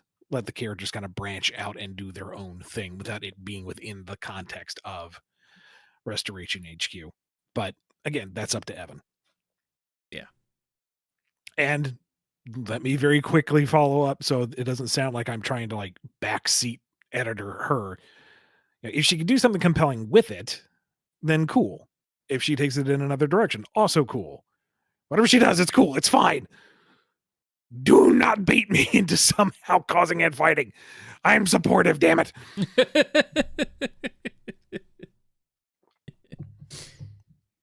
All right, here's one from Medium Muncher 69. Does all of IDW Sonic take place on South Island? No. No. No.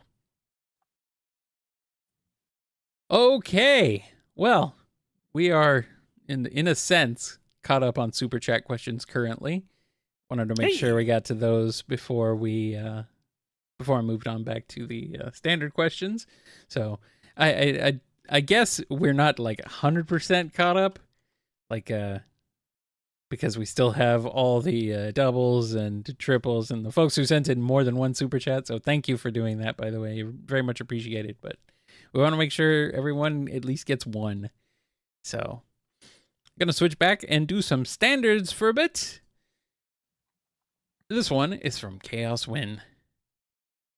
Ben & Jerry's calls BumbleKast and says it wants to make ice cream based on you, Wild Kyle style, and Ian. To sweeten the deal, you get to decide what goes in. What do you choose? Oh, goodness. See, I'm torn because on the one hand, if it's coming BumbleKast inspired, it should be like orange and green somehow. I mean, it can be whatever you want it to be, Ian. It's your flavor. It doesn't have to be BumbleKast. Yeah, if it's going to be just what I want, it's mint chocolate chip. Well, that's lazy. I don't care. It's delicious. That or a chocolate so dark it kind of absorbs light. Okay. The kind where you have a spoonful and you just feel the singularity building in your gut, and you're like, yeah, that's the good stuff. I'm going to die, but I'm going to eat this pint right here.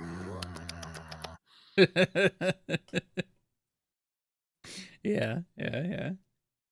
Also, I like those names, B and Ian and Wild Kyle. I dig it. Wild Kyle style, even.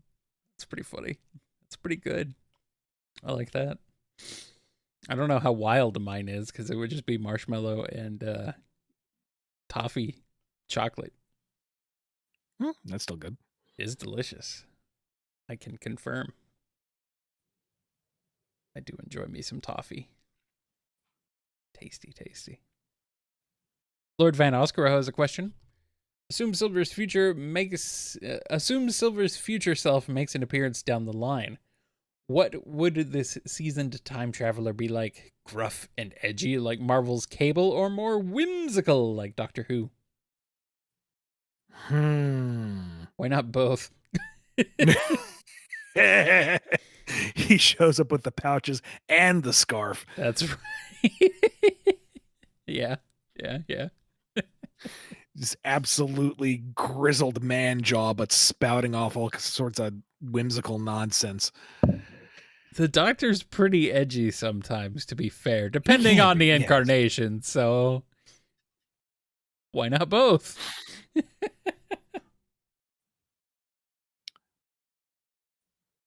I mean, do you have anything to add to that? I don't see why not.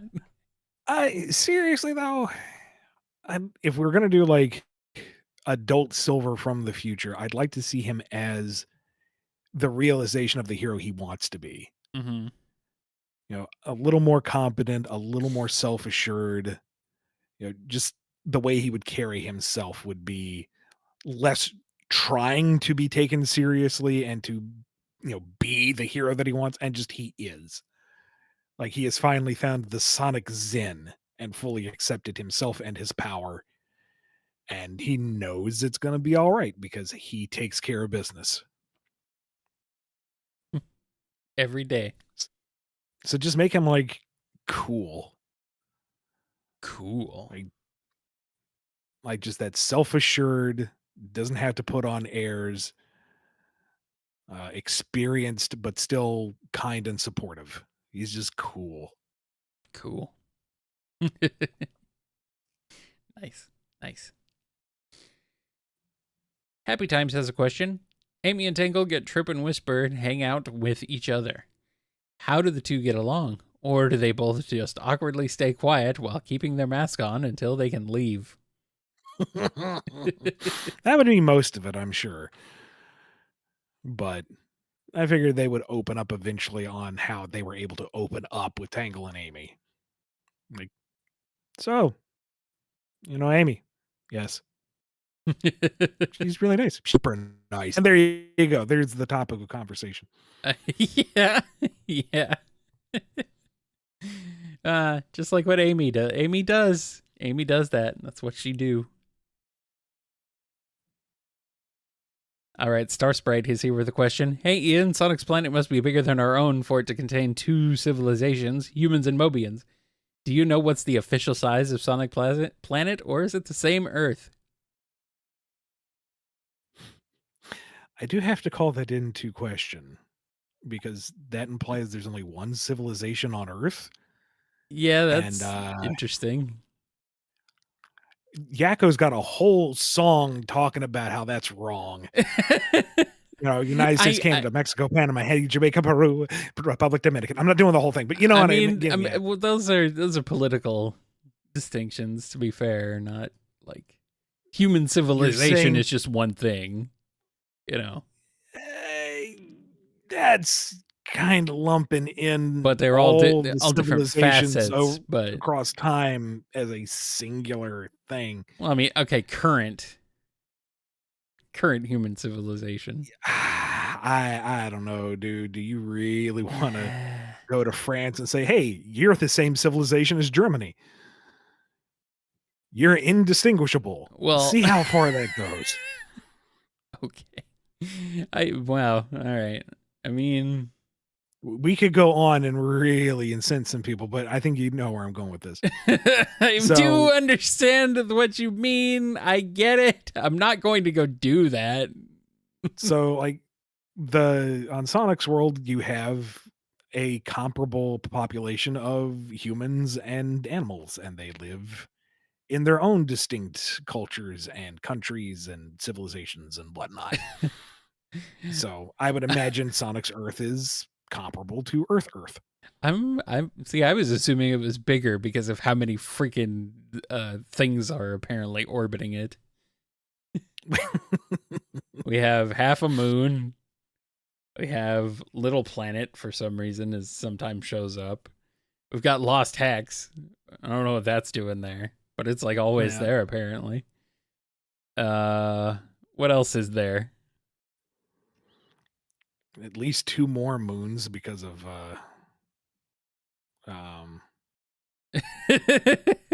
that's superstars. That's no moon. Those are no moons, Ian. I don't know, man. It's a fantasy world. It doesn't have to follow real world logic. Angel Island is up there somewhere. We got the Ark. I guess the Ark is still up there, huh? Now, I mean, for pity's sake, Eggman somehow brought in an entire planet Wisp, but that didn't throw the gravitational balance of the planet into absolute turmoil. It's a fantasy series. It was more than just Planet Wisp. It was it was a bunch of planets. Yeah, we don't know how big those were, but they did seem to be pretty beefy in terms of installations. Yeah. Well, you had the blue moon there and the purple moon. That's totally not the end. Nope, not at all. Totally not. Anyway. Let's move on to this one here from ZismTG. Could the end be killed with the Eclipse Cannon? He is much smaller than the real moon, or would he just heal between games with no explanation? I don't know. The end seemed pretty big. I don't know if it's smaller than the real moon. Then again, I guess it's just a lot closer. So if you hit it with like a fully powered 7 Chaos Emerald Eclipse Cannon,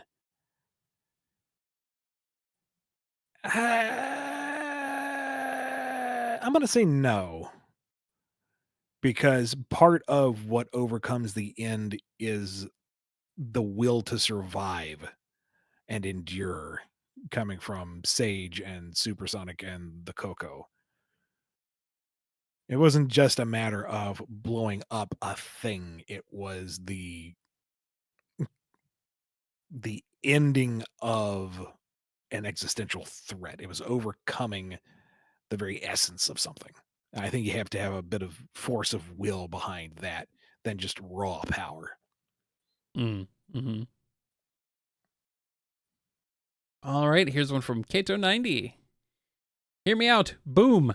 Wachowskis. Embarrassing parents by day, vigilante heroes, donut lord, and lady yoga by night. Yes. No. Maybe. Like, I got every other word on that one. Try again. Oh. Okay. Says, hear me out. Boom. Wachowskis. Embarrassing parents by day, vigilante heroes, donut lord, and lady yoga by night. Yes? No? Maybe? Why not? If the Wachowskis were in Boom, sure. Put them in there. Boom Sonic movie parents. Well, his Archie parents are already there, so. Somebody's got to protect the village at night when everybody's asleep, and Eggman gets the bright idea. Hey, everybody's asleep. I'll go attack then. No, Donut Lord and Yoga Lady. Curse them. Once I figure out who they are, I'll spoil their fun. Surely they aren't related to the only two other human beings on this island. Of course not. Yeah, you'll never figure it out. Rosie makes Boss, that one does enjoy donuts. Well, we all enjoy donuts. What about don't be stupid?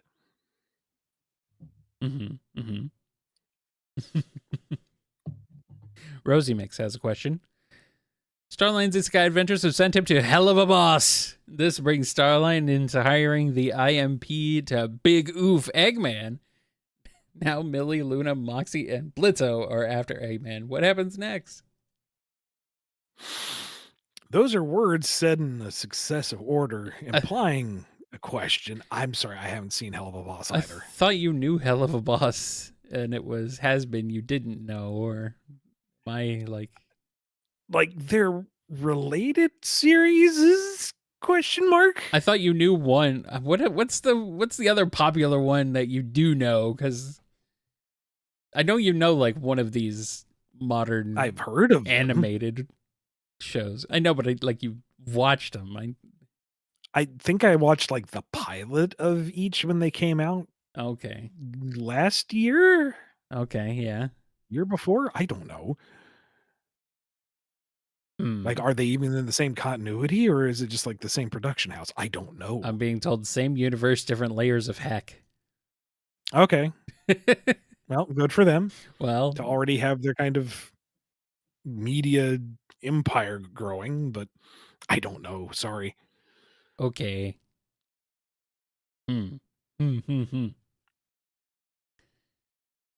All right.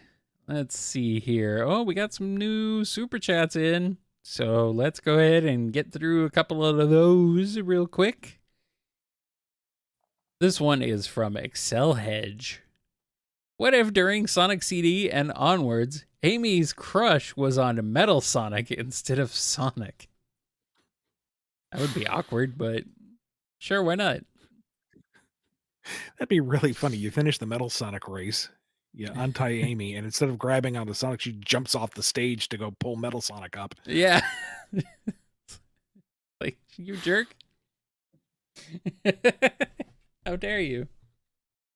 And then you have the running gag of Metal Sonic appearing to fight Sonic and replace him as the one true Sonic, and Sonic's about to whoop his butt. And he was like, "Don't you dare! He's mine." Sonic's like, you got issues, kid. Wow, this is like sort of in a sense, in a weird sense, pre Gamma before Gamma. Gamma before Gamma. It's yeah.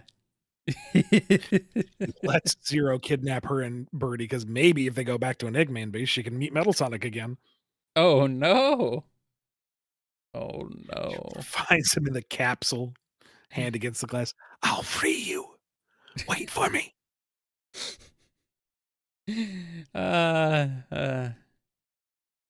Anyway, this Whole new twist on Sonic Heroes. We're going to rescue our friends from Metal Sonic, right? Yeah, let's put a pin in that. I'll get back to you.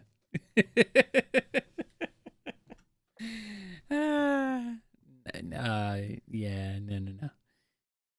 By the way, this is just for fun. Never gonna happen. Never gonna happen. Butter Noodles has a super chat question. Sonic and Tails versus Sephiroth. Go. I mean, honestly, I think Sephiroth might be too slow. Well, are Sonic and Tails relegated to the turn-based battle system? Well, Do they know Knights of the Realm? Because you're going to have to use it at least 3 times. Well, I mean, is this remakes battle system or the originals? Okay. Yeah. Remix battle system, they might be able to fare a bit better. I think yeah. I want to fly high until I reach the highest of heavens. It doesn't matter if you're wrong or right. Dun, dun, dun, dun, dun, dun, dun. Those mashups do not work. No, not really, but it's funny. I'll take it.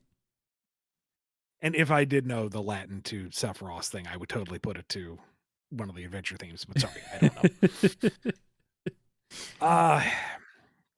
Now I'm not like super duper up to date on Final Fantasy lore. I kind of know things in passing because you just can't escape it.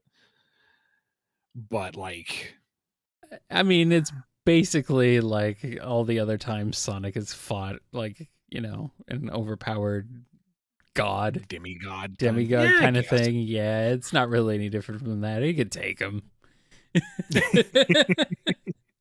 I mean, by the end of it, he's tapped into the Village Nova or the planet or something. Yeah. I mean, Sephiroth is basically like, I don't know, Mephiles and Infinite combined with little shadow spice. So, I mean, Sonic's fought perfect Chaos solo, and if he gets a Chaos Emerald, he was able to beat perfect Dark guy. He can he'd be fine. Sonic would ultimately be fine. Yes. I mean, I think swords are just kind of a minor inconvenience for Sonic characters more than anything. Sonic with a Buster Saber. You're a lot bigger than the last guy I worked with. Oh, you don't talk. I'm honestly a little disappointed. Hey, Tails, can you make this thing talk? No. Oh man! Really, what we need is Tifa and Knuckles being gym bros and just beating people up. That would be sweet. That would be funny. Amy and Aerith beating people with folding chairs. It would work. It'd be fun. Yeah.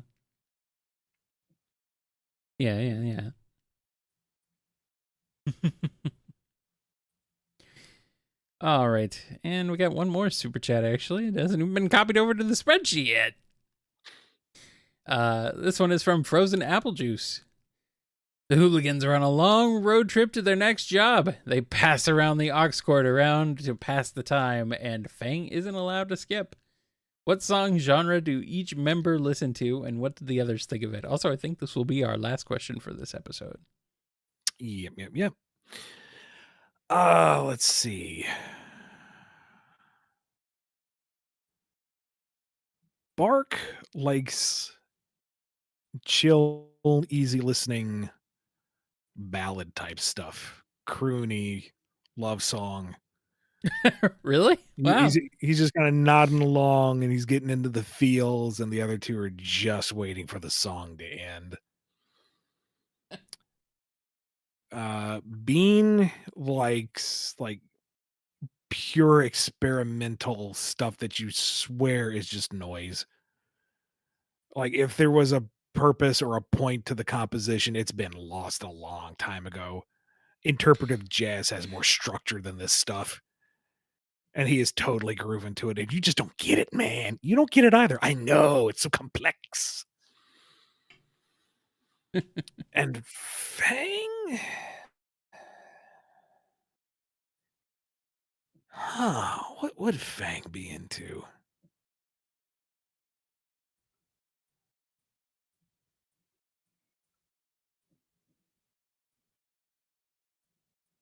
We're having a long, awkward silence that would be edited out if this wasn't live. I don't know. Yeah. I'm having a hard time settling on a genre for him. I think you got me stumped there. There's got to be something. Mm. Clearly. It's not like he doesn't like music. There would be something that he's into, and the other two would just hate, but I can't think of it. Being told country. Maybe like old school country, like Dolly Yes. Parton type stuff. Yes. That's right. Proper country. Yeah.